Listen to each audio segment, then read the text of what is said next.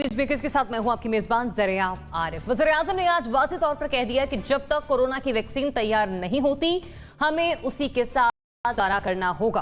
Corona और मामूलात जिंदगी अब साथ हैं। एक तरफ तो हुकूमत लॉकडाउन मुकम्मल तौर पर खोल चुकी है, जबकि दूसरी तरफ हम ये देख रहे हैं कि वायरस है कि रुकने का, थमने का नाम ही नहीं ले रहा। तो फिर आखिरकार इसका हल है क्या? ये हम अपने एनालिस्ट से जानते हैं कि अगर लॉकडाउन भी नहीं तो ऐसी क्या चीज़ है जो कि कोरोना को रोक सकती है।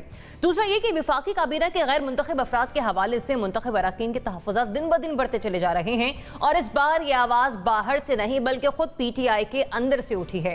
वफाकी वजीर गुलाम सरवर कहते हैं काबीना में ऐसे लोग बैठे हैं जिन्हें जानता तक नहीं। ये अपना बैग उठाकर आते हैं और अपना बैग उठाकर चल दिए हैं।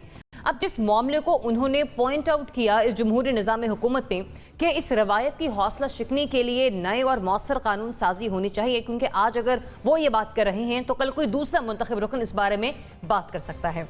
हमने देखा कि गुज़िश्ता एक हफ्ते से शेख रशीद साहब बारहा कह रहे हैं कि ईद के बाद नैब झाड़ू फेर देगा। दोनों तरफ से गिरफ्तारियां होंगी। वफाकी वजीर गुलाम सरवर के असासों से मुतालिक तहकीकात का आगाज हो चुका और वफाकी वजीर बराए मजहबी उमूर नूरुल हक कादरी के खिलाफ तहकीकात की बड़ी खबर आज सामने आई। अब क्या शेख रशीद साहब की प्रेडिक्शंस को सच साबित किया जा रहा है?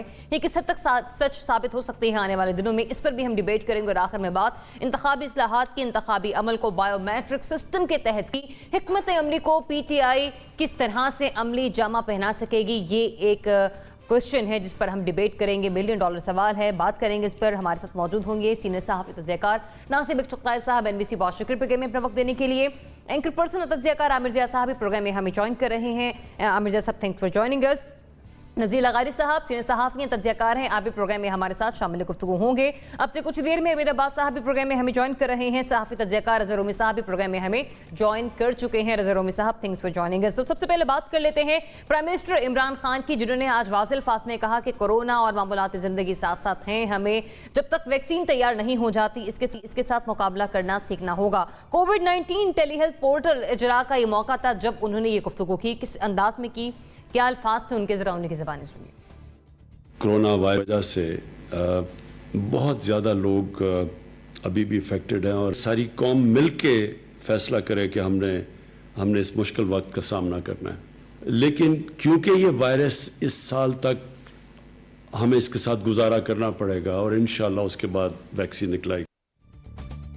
तो जनाब, वैक्सीन की तैयारी तक हमें वायरस के साथ गुजारा करना है। प्राइम मिनिस्टर इमरान खान एक बार फिर से हमें बावर करवा चुके हैं। लेकिन लॉकडाउन के बगैर क्या कोरोना पर काबू पाना मुमकिन है? सवाल फिर से वहीं पर आ जाता है जिस पर हम पहले दिन से बात कर रहे हैं। नासिब इक़्तिक़ाई साहब, प्राइम मिनिस्टर इमरान खान ने आज वाज़ेह अल्फाज में कह दिया कि कोरोना और मामूलात ज़िंदगी साथ साथ हैं। वैक्सीन तैयार नहीं होती है, हमें इसके साथ ही गुजारा करना है। फिर क्या है हल हमारे पास? लॉकडाउन के बगैर कोरोना पर काबू पाना आपको लगता है कि मुमकिन है?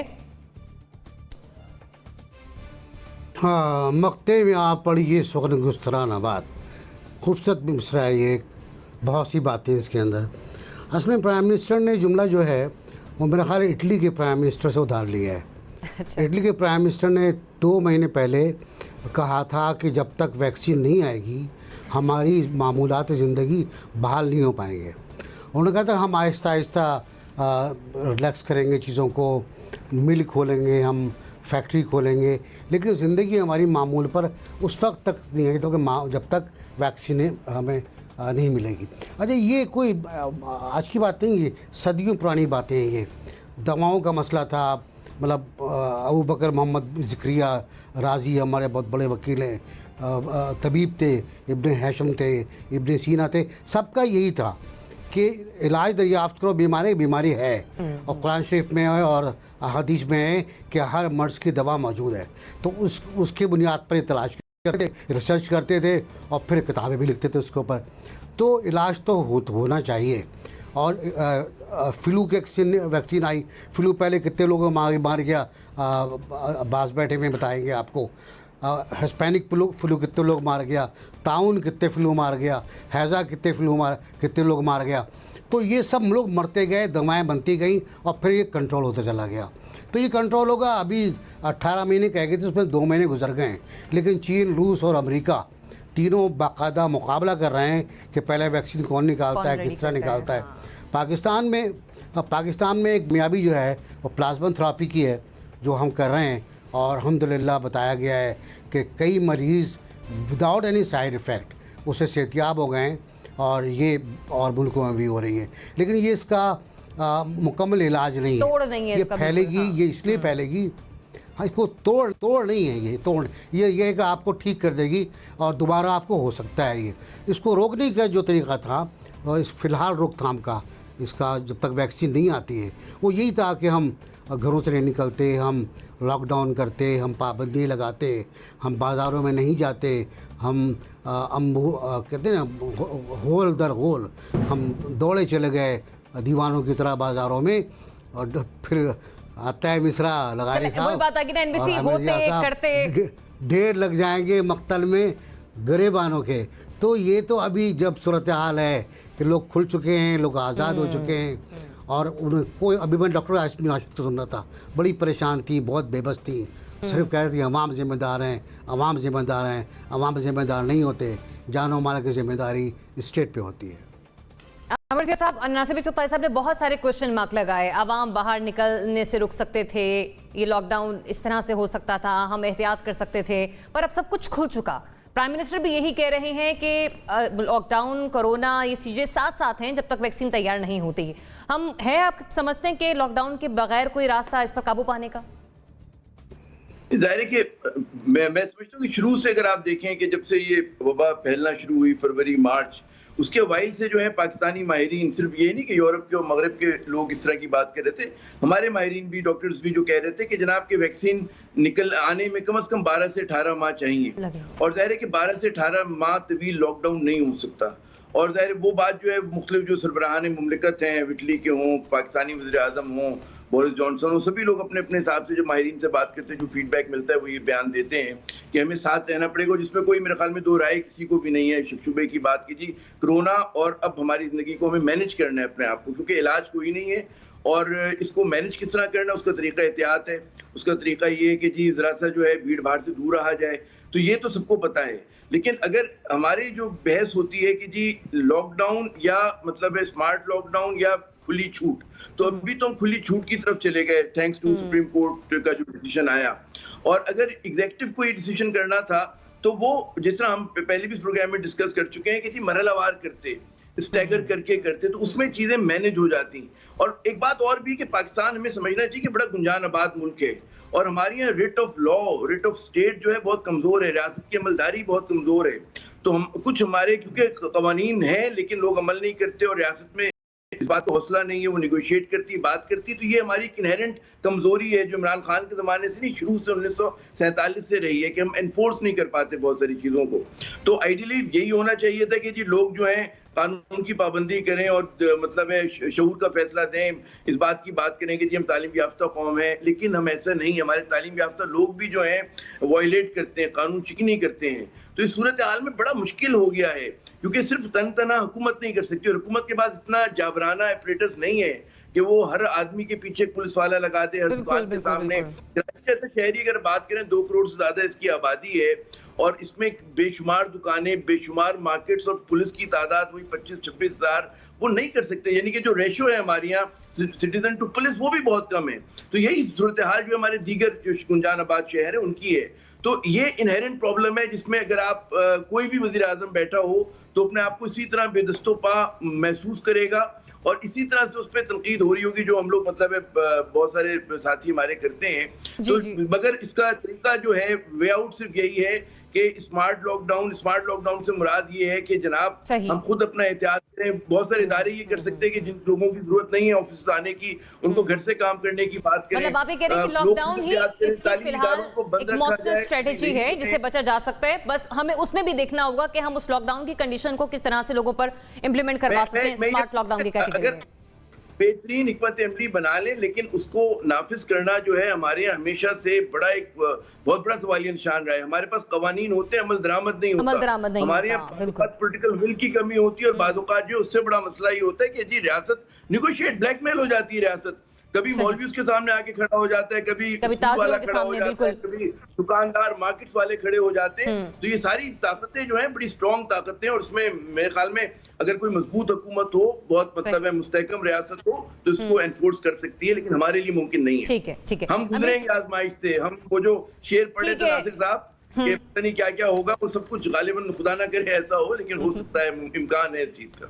अमीर, दुकानें खुल गई, सैलून्स खुल गए, प्लम्बर, कंस्ट्रक्शन डिपार्टमेंट, सब कुछ खुल गया है फिर, और प्राइम मिनिस्टर भी वही कह रहे हैं कि अबे हमें मामलात ज़िंदगी साथ साथ इसके साथ लेकर चलनी है। लॉकडाउन ही एक हल है, इसके बगैर कुछ नहीं।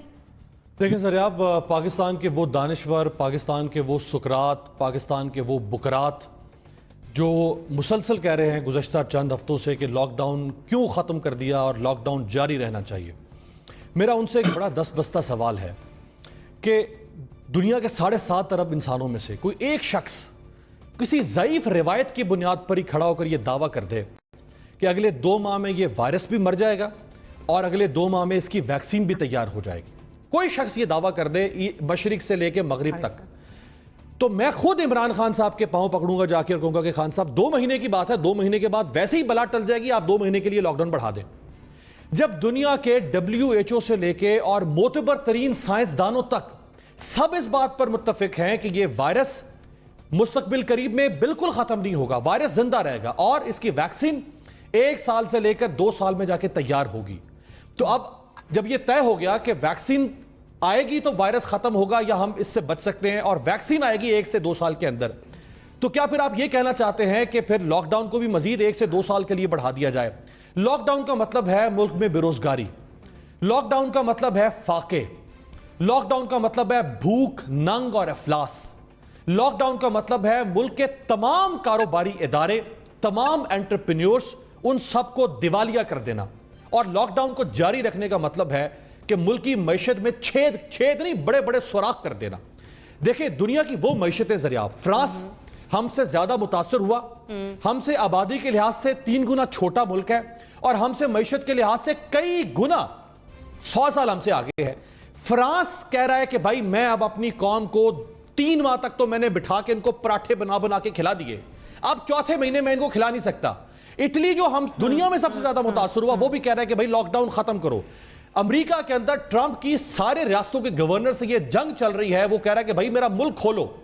तो पाकिस्तान के अंदर आप अगर हुकूमत पर यह दबाव डालें, जबकि उसने 2 माह तक लॉकडाउन को रखा, भले अमीर, जिस मुल्क की मिसाल प्राइम मिनिस्टर बार बार देते हैं आप उसको जिक्र करना भूल गए, चीन ने भी तो बगैर वैक्सीन के ही इस मर्ज पर काबू लॉकडाउन खोल दिया। देखिए, आप स्वीडन को देख लें, उन्होंने लॉकडाउन किया ना होने के बराबर लॉकडाउन। दुनिया के 195 मुल्कों में से इस वक्त कोई एक मुल्क या किसी एक मुल्क का सरबराह भी ऐसा मुझे नजर नहीं आ रहा कि जो ये कह रहा हो कि लॉकडाउन को for the indefinite period of time बढ़ा दिया जाए और सख्त लॉकडाउन कर दिया जाए।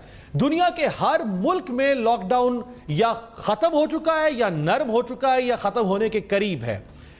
हमारी मैशत तो वैसे ही इसकी मुतहम्मिल नहीं हो सकती है। हमारे यहां जितना हुकूमत के पास कुशन था कि वो लोगों को बेरोजगारी अलाउंस देते, ना 12,000 रुपए हुकूमत ने दिया, बाजारन ये एक शर्मनाक किस्म की फिगर है। 12,000 से तो डाढ़ भी गीली नहीं होती है किसी गरीब की। तो आप अंदाजा करें कि जो हुकूमत 12,000 रुपए दे रही है बेरोजगारी अलाउंस, उस हुकूमत को आप कहें कि जी वो मजीद 6 महीने 8 महीने या साल के लिए लॉकडाउन को बढ़ा दे। अच्छा, जब हमने लॉकडाउन खत्म करना ही था, अगले 1 माह के बाद भी करना था और 2 माह के बाद भी करना था, तो क्यों ना उसको आज ही खत्म कर दिया जाता, ताकि जो लोग सफर किया जिन्होंने इन 3 महीनों के अंदर मुआशी तौर पे, कम से कम वो रिवाइव कर सकते हैं। और आप देखेंगे कि अगले 2 से 3 हफ्तों में लोग मुआशी तौर पर कम से कम रिवाइव करना शुरू कर देंगे। हमें मोहतात रवैया करें फिर यहाँ पर आप सुप्रीम कोर्ट के फैसले को कि अगर फौरी तौर पर भी खत्म किया जा रहा है तो मतलब दिस इज ओके, जिस तरह से आमिर जैसा साहब और एनबीसी बात कर रहे थे कि स्लोली एंड ग्रेजुअली हम चलते तो जरा बेहतर रहता। देखिए, स्लोली तो हो गया ना, पिछले 1 महीने से इसको लॉकडाउन को ईज आउट किया जा रहा है ना, अचानक ओवरनाइट तो नहीं इसको खत्म कर दिया गया। पहले इसको स्मार्ट लॉकडाउन बनाया गया, फिर स्मार्ट से और इसको ओवर स्मार्ट कर दिया गया और अब तो बिल्कुल ही खत्म कर दिया गया ऑलमोस्ट। तो यही हो सकता था, इससे बेहतर और कोई तदबीर इंसानी तौर पे की नहीं जा सकती। रज़ा रूमी साहब, क्या हो रहा है?